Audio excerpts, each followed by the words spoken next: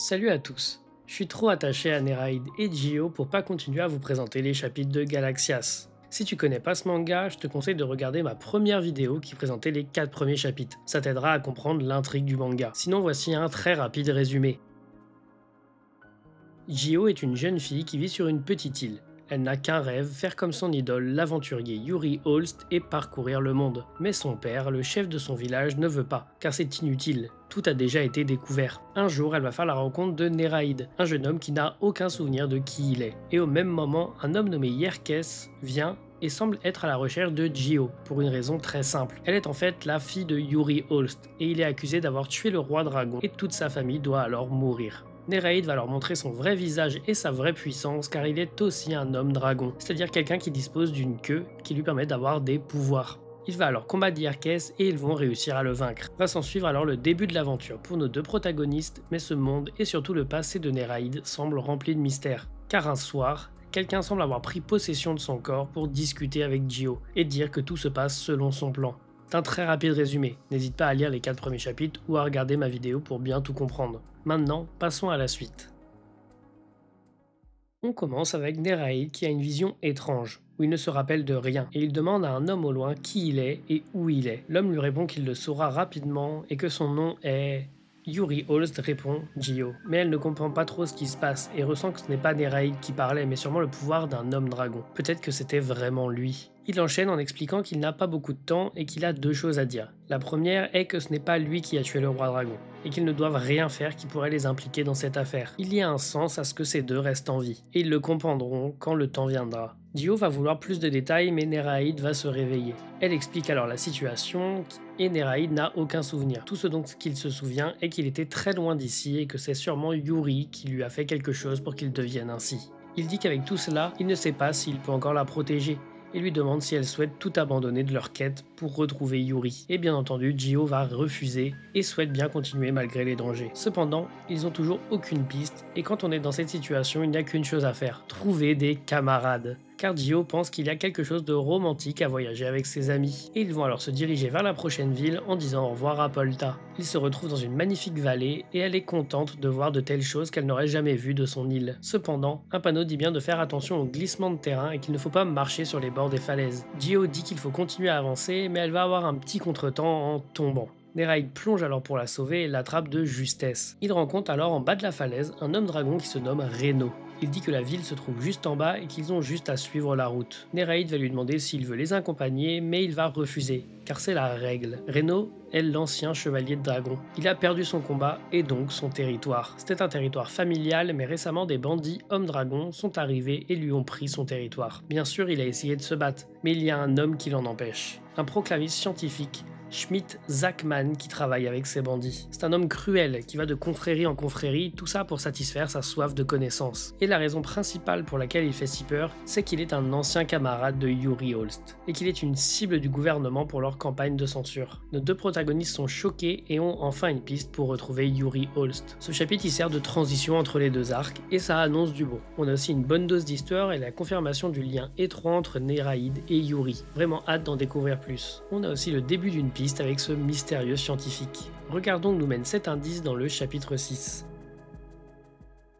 Neraid et Gio arrivent alors devant la ville dont parlait Reno et ils voient qu'il y a une gigantesque muraille faite par l'érosion et les bouleversements de roches calcaires. C'est la ville d'Ubalé, la cité de la colline blanche. Mais avant, on a un bout de discussion avec Reno car Gio se demande pourquoi, comme elle, Zachman est sur la liste du gouvernement des gens à abattre. Il ne connaît pas tous les détails, mais il explique que Yuri Holst, quelques années avant l'incident, il s'est engagé dans ses recherches, dont celle qu'il appelait le challenge final, et que quiconque aurait collaboré avec lui a été mis sur cette liste de censure. Neraid va alors commencer à s'échauffer car il souhaite retrouver ce fameux Schmidt. Et en plus, ils vont pouvoir vérifier que tout le monde va bien au village car Reno y est désormais banni suite à sa défaite. Reno est surpris car ils vont entrer dans un repère de bandits, mais Gio elle n'a pas peur, et elle souhaite aussi dire aux villageois que Reno est sain et sauf. Mais c'est alors qu'ils vont avoir une surprise. Le village est totalement vide. Neraid va alors hurler pour savoir où se trouve ce Schmidt. Et une jeune fille va apparaître et leur dire que s'ils continuent de faire du grabuge, ils vont se faire engueuler et que personne n'a le droit de parler à cet instant. Personne n'a le droit de sortir de chez eux tant que le dragon Khan passe dans le ciel. C'est la vieille règle du village. Et c'est alors qu'on voit quelque chose qui se balade dans le ciel. Le dragon Khan, aussi appelé l'œil du dragon. C'est une lune artificielle que le premier roi dragon a créée pour l'aider à gouverner le monde. Il orbite à une hauteur de 190 km et se déplace à une vitesse de 28 000 km/h. Il permet de surveiller la surface et il obéit aux ordres de son maître, le roi dragon. Il est aussi capable de tirer sur n'importe quoi ou qui depuis l'atmosphère. Gio en avait déjà entendu parler par son père qui lui disait que si elle n'était pas sage, les soldats du roi dragon lui feront tomber une étoile sur sa tête car le palais du roi se trouve très haut dans le ciel. Néraïd perd le fil et reste bloqué sur cet œil. C'est alors que les habitants de la ville vont sortir et ne vont pas sembler très amicaux. Néraïd va dire qu'ils sont juste venus car ils ont rencontré Reno et qu'ils sont là, mais il est coupé par un homme qui lui demande si c'est bien le Reno qu'il pense. Il va dire qu'ils vont juste s'occuper d'eux en les frappant, qu'ils doivent partir tout de suite ou alors ils vont être mis en prison. Gio demande de se calmer et de laisser au moins l'enfant retourner chez elle, mais l'homme va demander alors quel enfant. Et qu'est-ce qu'un enfant a à voir dans cette histoire? Et on va voir que la petite fille n'est plus derrière eux, et que depuis qu'ils sont dans la ville, il n'y a eu que d'eux. Mais on va voir la jeune fille qui va dire que comme elle l'imaginait, ils étaient bien dans la région, qu'il ferait mieux de rentrer et de faire son rapport. Tout ça en se métamorphosant. Et on nous dit qu'il s'agit alors de Schmidt-Zachman, le dragon Mujina, une créature mythologique japonaise ayant la capacité de se transformer. Et il dit que c'est un honneur de le rencontrer, le dragon vague. J'aime beaucoup l'arc qui arrive. On commence enfin à en apprendre plus sur ce monde, que le roi dragon habite dans le ciel. Ça me semble très cool et qu'il y a quelque chose qui tourne autour du monde et qui peut attaquer n'importe qui. C'est clairement quelque chose qui va arriver à un moment. Trop hâte d'en savoir plus également sur ce scientifique avec encore un pouvoir très stylé. Passons à la suite. À 90 km au nord de l'île natale de Gio, on se retrouve à Ubale, la cité de la colline blanche. Juste en dehors de la ville se trouve cette grotte où l'on retrouve un homme dragon se faisant appeler capitaine. Il se trouve que c'est le chevalier dragon de la ville, Shulk. Et un drôle d'homme va lui amener quelqu'un qui a essayé de s'enfuir pendant qu'il était au petit coin. Il y a déjà fait sa fête et lui demande ce qu'il doit faire de plus. L'homme capturé va alors supplier qu'on le laisse rentrer à sa maison, car il est un chien qui est attaché dans son jardin sans nourriture et il voudrait au moins pouvoir le libérer. Shulk va alors lui dire qu'il comprend et que c'est une triste nouvelle, et en lui touchant la tête, il va le faire tomber l'œil de l'homme. Mais en fait, l'histoire triste n'était pas la sienne, mais que Shulk a failli perdre un de ses précieux hommes travailleurs. C'est lui qui souffre, pas l'homme, et il l'interdit d'avoir l'air de plus souffrir que lui. L'homme va le traiter de voleur et va se retrouver avec la tête transformée en pierre, en menaçant de faire attention à ce qu'on dit si on veut vivre en paix, car c'est lui le boss. Il nous explique qu'il a transformé sa tête en pierre et que maintenant ses muscles ne sont même pas capables de la soulever. Et c'est alors qu'on va voir Schmidt qui est l'homme que Néraïd et Gio cherchaient. Shulk est présenté comme le dragon corail, tout ce qu'il touche avec sa main gauche se transforme en pierre. Les aptitudes des hommes dragons permettent de manipuler l'énergie qui se trouve dans l'atmosphère. Dans le royaume de l'Aniakea se trouvent des voies invisibles qu'on appelle les veines de dragon. Et la technologie humaine est pour l'instant incapable de les détecter, et seulement la queue des dragons arrive à interagir avec, ce qui leur donne ces mystérieux pouvoirs. Shulk va lui demander s'il s'est encore introduit en ville. On explique alors plus précisément le pouvoir de Schmidt, qui est le dragon Mujina, qui lui permet de créer des illusions et de se transformer, ce qui lui permet de passer inaperçu et tromper les gens comme personne. Schmidt lui dit qu'il a fait un bon travail, il a volé le domaine de l'ancien chevalier dragon de la ville et a forcé les habitants de travailler pour lui, et en plus de ça, il a transformé cette cave qui était originalement faite pour vénérer le roi dragon en sa propre base. Si les autres pays apprenaient ça, ils seraient tous hors d'eux.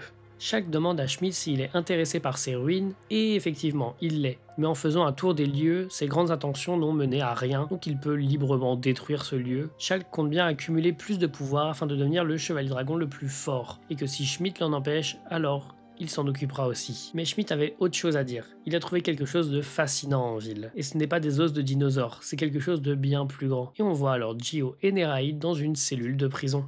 Petite introduction du méchant de l'arc, avec Shulk. Pas le chapitre le plus fou, mais on en apprend un peu plus sur l'origine des pouvoirs des dragons. Et c'est toujours bon à apprendre. Continuons pour comprendre comment Néraïd et Gio vont faire pour se sortir de leur pétrin. Les villageois du village se retrouvent alors devant la cellule et Gio dit qu'ils n'ont rien fait. Mais les villageois vont leur dire de rester ici tant qu'ils n'ont pas découvert qui ils sont. Ils vont alors fouiller dans leurs affaires et surtout dans celles de Gio. Qu'est-ce que c'est ? Une pommade que m'a donné mon père. Et ça, une peluche, j'arrive pas à dormir sans ça. Et ce misérable tissu, c'est mes sous-vêtements, je peux pas partir sans ça. Et Gio va demander à Néraïd d'intervenir. Et il va dire que les prisons c'est l'endroit où on met les méchants, alors il faut qu'ils sortent. Il va répondre qu'il n'a pas confiance et que c'est normal qu'ils enferment deux étrangers suspicieux. Néraïd n'a rien à redire et qu'il devrait abandonner. Gio va bien sûr entendu lui dire de ne pas accepter ça comme ça. La petite fille que seuls Néraïd et Gio ont vue, est-ce que c'était un fantôme? Et pourquoi tous les villageois voient Reno comme un ennemi? Cette prison elle est connectée à la rivière, donc s'ils ouvrent leur vanne, la pièce sera remplie d'eau en moins de 5 minutes. Leur vie est complètement entre les mains des villageois. Néraïd il est content qu'il puisse y avoir de l'eau et Gio lui remet les idées en place en lui disant qu'ils vont peut-être mourir. Il semble qu'ils pensent qu'ils sont des camarades de Reno et qu'ils sont méfiants à cause de ça. Ils n'ont pas le temps de se renseigner sur Schmidt. Et Néraïd dit qu'ils n'ont plus qu'à s'enfuir et qu'il a une idée. Gio, des étoiles dans les yeux, pense à ces aventures incroyables qu'elle va vivre dans un endroit inconnu. Une évasion audacieuse. Néraïd va s'approcher des barreaux et d'un coup de main, les pousser. Tout le monde va être surpris et Gio va réaliser que c'est pas l'aventure idéale qu'elle imaginait. Néraïd va alors vouloir partir car c'est une perte de temps de rester ici et qu'il devrait plutôt retrouver Reno. Un des hommes du village va alors leur demander de se laisser capturer, de ne pas faire de vagues. Ça n'a aucun sens mais il va même les supplier. Néraïd demande s'ils vont les laisser partir plus tard s'ils font ça, mais l'homme dit que non, ils vont juste les exécuter. Et Néraïd va demander alors pourquoi ils voudraient y retourner. L'homme semble avoir peur de quelque chose et leur dit qu'il faut que ça se passe comme ça. Et c'est alors qu'un liquide tombe au sol et une énorme explosion se produit. Il arrive. En chantant, personne n'est là ou là, tout le monde, où êtes-vous donc passé? On se trouve alors l'homme qu'on a vu dans le chapitre précédent. Bronze, le dragon limace. Il a l'air assez spécial. Il a oublié le nom des gens et s'en veut car il a une mauvaise mémoire. C'est à cause de ça que sa mère l'a abandonné. Mais il va remarquer que tout le monde est debout. C'est étrange. D'un coup, tous les villageois s'agenouillent et disent à Gio de baisser sa tête. Bronze ne va pas reconnaître nos deux protagonistes et se demander pourquoi les barreaux sont cassés. Le capitaine avait pourtant ordonné de capturer toute personne venant ici et de ne laisser personne s'échapper. C'est moi qui ai fait ça, répond Néraïd, qui a envie de partir du village et que les villageois n'ont rien à voir là-dedans. Bronze ne comprend pas. Il ressemble à un simple humain et il a réussi à casser les barreaux et lui demande qui il est. Néraïd répond qu'il est venu ici justement pour comprendre ça. Mais alors Bronze va dire qu'ils ne peuvent pas partir comme ça. Et le mur commence à fondre et Néraïd va avoir l'idée géniale de partir par là. Mais Bronze n'a pas l'air de vouloir bouger, ce qui a l'air d'énerver un peu Néraïd. Bronze va alors essayer de le frapper en lui hurlant qu'il va le tuer. Néraïd va alors se demander c'est quoi ce liquide qu'il a sur les mains et demande aux villageois s'ils battent ce gars est-ce qu'ils peuvent sortir et répondent que oui. Mais c'est impossible. Néraïd va leur dire qu'il n'a besoin que d'une main et va sortir sa queue. Bronze explique que son pouvoir lui permet de faire des liquides qui peuvent faire fondre les choses, mais pas que. Il peut, s'il veut les faire exploser. Mais il ne comprend pas pourquoi rien ne se passe. Mais en fait, il y a bien l'explosion. Mais Néraïd arrive à l'atténuer rien qu'avec la force de sa poigne. Et il va alors lui renvoyer le coup de poing avec un impact incroyable. Ah, le retour des combats. J'ai très hâte de voir ce que ça va donner. Et on voit encore que Néraïd cache bien sa force. Que ce soit avec les barreaux ou en ne sentant aucun problème à avoir des explosions dans sa main. Continuons alors avec ces chapitres qui commencent à être de plus en plus ambitieux. Revenons 2 jours avant que Néraïd et Gio arrivent dans la ville d'Ubale. Au nord-est de l'Aniakea, dans la région Scorpio, à Kindofaror se trouvent Yerkes et Kerner, la dragonne araignée. Les deux sont ici car ils ont trouvé un trafic illégal. Les criminels s'étaient rassemblés afin de faire une ville et importaient des biens illégaux et volés venant du continent principal. Comme c'était pas dans leur juridiction, ils n'avaient aucune chance de le trouver avant. Yerkes va alors dire qu'il doit faire un rapport au capitaine et demande où se trouve Antares. Cependant, Kerner répond qu'il est déjà parti et Yerkes va vouloir voir la ville. On va également voir que la ville est tranchée en plein de morceaux, car le capitaine a utilisé son épée pendant quelques minutes et s'est occupé de certaines choses. Yerkes est choqué, car les coupes sont hyper nettes. Kerner lui demande d'ailleurs si le rapport qu'il doit faire concerne la capture et l'exécution de l'enfant de Yuri Holst, et quand jugé par ses blessures, il a raté. Elle explique également que éliminer Yuri Holst est le désir le plus fort du gouvernement, et qu'une fois que cela sera fait, alors l'influence des confréries va exploser, et que le capitaine lui a donné cette mission et lui faisait confiance.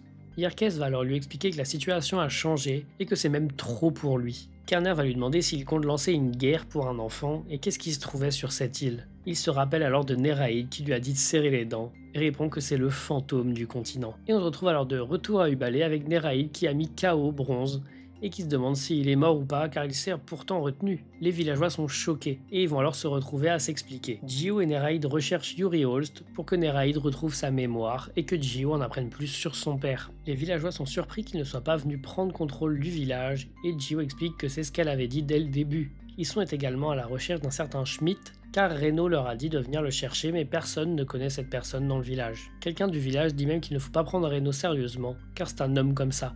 Il est irresponsable, il n'a aucun honneur et est une disgrâce de chevalier dragon. Gio ne comprend pas car on ne sait pas s'il mentait et que c'était quand même le chevalier dragon de la ville il y a pas longtemps et qu'il essayait de les protéger, mais il ne les a pas protégés. il s'est juste enfui et les a abandonnés. Cependant, ils vont être coupés quand Bronze va faire une explosion et va essayer de s'enfuir pour prévenir son capitaine. Il se demande même que comme Neraid connaît Schmidt, si ce ne serait pas un agent du gouvernement. Mais Neraid va réussir à le rattraper et lui dire qu'il fallait qu'il se manifeste avant, car il a plein de questions à lui poser et qu'il va continuer à le poursuivre tant qu'il n'a pas de réponse. Bronze va alors lui dire d'essayer de le suivre car avec son pouvoir, il peut s'envoler en utilisant du gaz explosif. Mais Neraid étant Neraid va réussir à s'attraper à lui et dire à Dio qu'elle s'occupe de gérer ce qui se passe dans le village et qu'ils se retrouveront plus tard. Dans la grotte, Shulk demande à un de ses ouvriers pourquoi le travail n'est toujours pas fini. Il s'excuse et dit qu'il y a plus d'eau que prévu et donc ils ne peuvent pas travailler aussi vite que prévu. Shulk n'a aucun regret et dit que c'est leur problème et qu'ils doivent finir le travail même si ça les tue, que s'ils ne finissent pas ce travail, alors il va couper la langue des familles de son équipe. L'homme va alors réussir à attraper une hache et va attaquer Shulk, qui va transformer l'homme en pierre et qu'un singe n'a aucune chance contre un dragon, et qu'il demandera à Bronze de faire exploser la pierre quand il reviendra. Et en parlant du loup, le voilà. Mais qu'il y a quelque chose de bizarre, et c'est alors que Bronze et Neraid tombent du plafond, et Bronze annonce à son capitaine que ce gars-là, c'est des problèmes, et qu'il faut le tuer. Bon, du coup on n'a pas eu le combat contre Bronze, mais ça montre que Neraid est vraiment quelqu'un de spécial. Et que dire de la capitaine de Yerkes, qui est assez puissant pour couper la terre comme ça. Très hâte de voir les personnages aussi puissants du manga. Continuons, j'imagine qu'on aura droit à un joli combat entre Shulk et Neraid d'ici les prochains chapitres. Avec une arrivée fracassante, Bronze et Neraid arrivent dans la grotte devant Shulk. Bronze finit dans le sol inconscient et Neraid arrive à s'accrocher à une stalactite et dit que c'était pas passé loin. Il était tellement absorbé par le vol qu'il a même pas fait attention à s'il est loin ou pas du village. Mais d'un coup, il va se faire attaquer et se retrouver au sol et se plaindre d'être tout boueux. Shulk ne va pas lui laisser une seconde de répit et va essayer de l'attaquer. Mais il arrive à esquiver. Shulk va lui demander qui il est et pourquoi il est ici. Neraid se présente et lui dit qu'il veut juste voir Schmidt, il n'a aucune intention de se battre. Mais Shulk ne veut pas, et peu importe comment il a connu ce nom, il n'a aucune raison de le laisser le voir. Neraid ne va pas l'écouter et juste répéter ce qu'il vient de dire en ignorant Shulk. Car lui il a répondu à ses questions, alors il doit faire la même pour que ce soit juste. Mais il n'en a rien à faire car la justesse, ce n'est qu'une fiction créée par les faibles pour se protéger entre eux. Les personnes fortes n'en ont pas besoin. Et c'est son royaume, le bien, le mal, la logique et la vérité, il a le droit de décider de tout cela. Dans ce monde, les forts dévorent les faibles. Neraid va alors le provoquer en disant qu'à ce moment même, il est surtout contre une de ces personnes fortes. Shulk va alors charger Neraid avec une lance en pierre qu'il va encore réussir à esquiver in extremis. C'est également une lance spéciale qui transforme tout en pierre. Des stalactites vont sortir de les plaies et percer ses organes.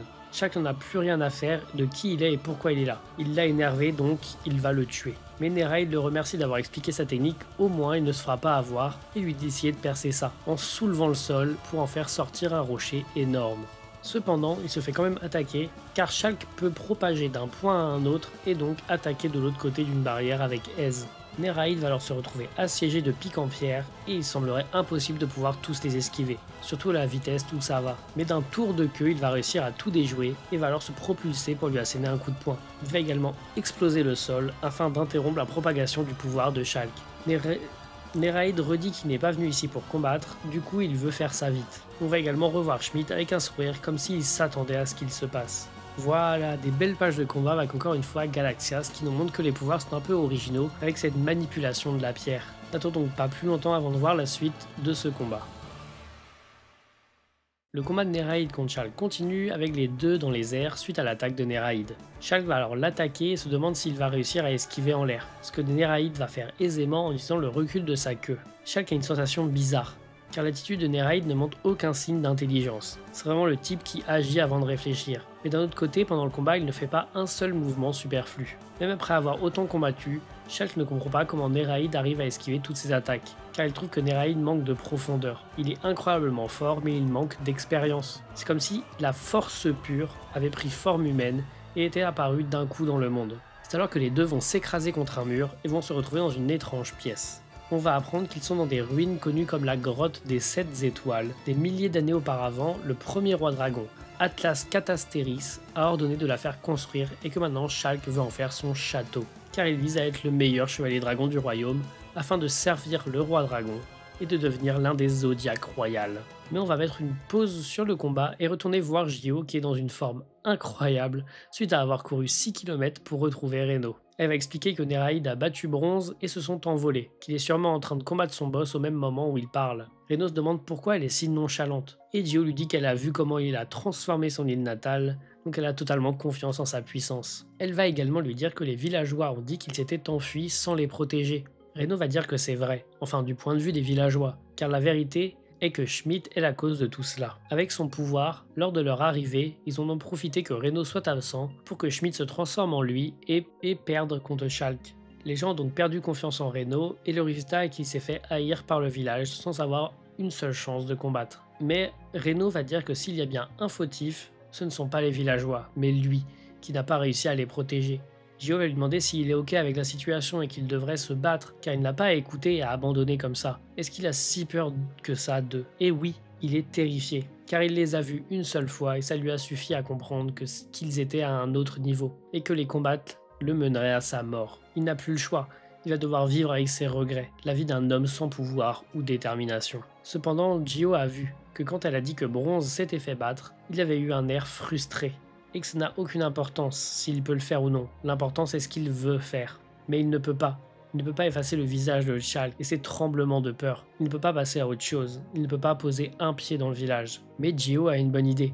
S'il ne peut pas poser un pied dans le village, alors si elle le porte sur son dos, ça devrait le faire. Car Gio, elle a passé sa vie à rêver d'aventure. Mais son père ne voulait pas, car les aventuriers sont des bons à rien qui ne pensent qu'à eux et négligent les autres. Mais Gio, elle ne va jamais renoncer à quelque chose dans son aventure. Elle veut que son périple soit quelque chose dont son père sera fier. Elle ne laissera personne tomber. Et ils vont alors se diriger vers la grotte, où on retrouve Néraïd et Schalke face à face. Bon, encore une fois, on nous coupe le combat, mais bon, ça fait du bien de revoir un message d'espoir de Gio pour Reno. Cette fois, je vous le dis, le prochain chapitre, on va avoir beaucoup plus de combats.